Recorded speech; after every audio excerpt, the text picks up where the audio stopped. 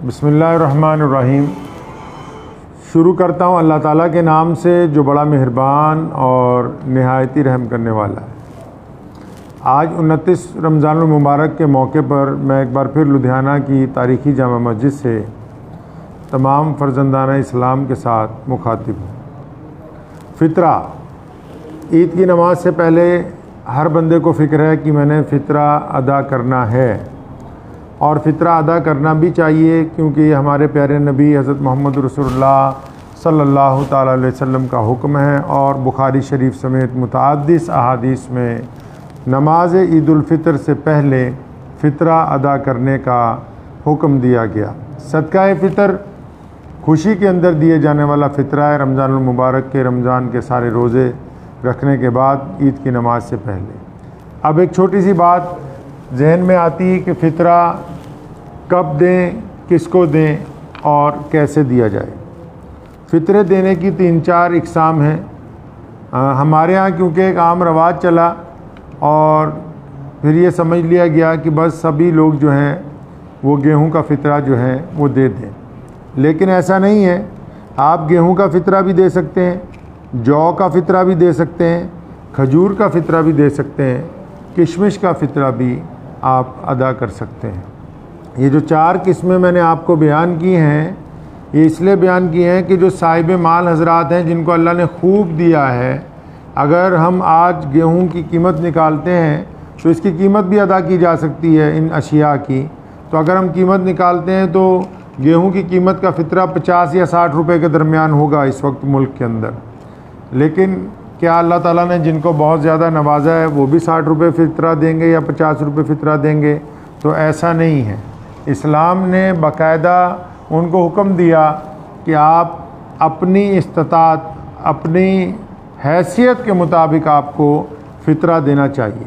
मिसाल के तौर पे अल्लाह तबारक व तआला ने आपको खूब नवाजा है तो आप उससे आगे बढ़ें, जौ की कीमत का फ़ितरा दें, खजूर की कीमत का फ़ितरा 700 रुपये फ़ी आदमी बनता है, किशमिश की जिसको सौगी कहते हैं हम आम ज़ुबान में, उसका फ़ितरा 1000 रुपये फ़ी बंदे का बनता है। और फ़ितरा घर में से किस किस का देना है?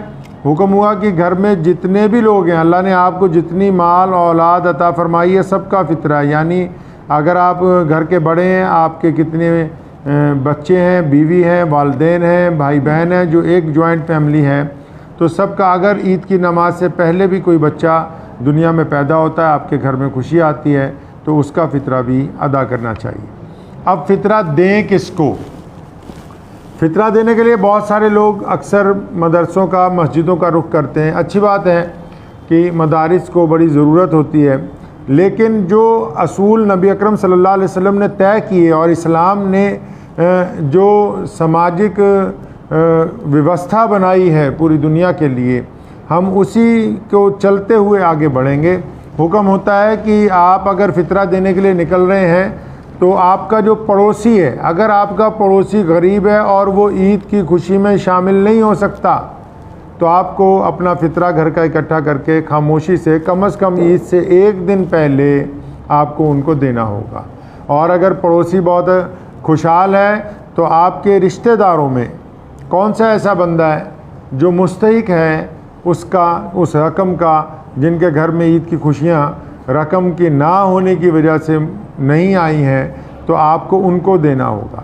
ये 2 इक़साम पूरी होने के बाद आप जो है फिर फ़ितरे की रकम कहीं बाहर दे सकते हैं, करीबी किसी मदरसे में दे सकते हैं, किसी मुस्तहिक गरीब आदमी को दे सकते हैं, किसी अपाहिज को दे सकते हैं, किसी बेवा को दे सकते हैं। इसलिए हमेशा याद रखें कि फ़ितरा सिर्फ़ एक ही रकम नहीं है। ये जो हमारे यहाँ कुछ लोगों ने भेड़ चाल चलाई कि नहीं जी बस 50 रुपये फ़ितरा है तो सारे 50 रुपये ही देंगे, नहीं। जिनको अल्लाह ने लाखों रुपए दिए हैं वो क्यों 50 रुपये देंगे? उनको किशमिश का फ़ितरा देना होगा या कम से कम खजूर की कीमत का फ़ितरा अदा करना होगा। आज 29 रमज़ान मुबारक है, चाँद नज़र आने या ना नज़र आने का इम्कान मगरिब की नमाज के बाद होगा, लेकिन मैं ये दुआ करता हूँ कि हम अच्छी तरीके से फ़ितरा अदा करें, उन घरों तक रकम पहुँचाएँ जो ईद की खुशी के अंदर शामिल नहीं हो सकते पैसे की वजह से, और अपनी हैसियत के मुताबिक फ़ितरा अदा करें। दुआ कीजिए अल्लाह तबारक व तआला इस रमज़ानुल करीम में हम सब की तरफ से की गई इबादत और नेक कामों को कबूल फ़रमाएँ। अस्सलामु अलैकुम, अल्लाह हाफ़िज़।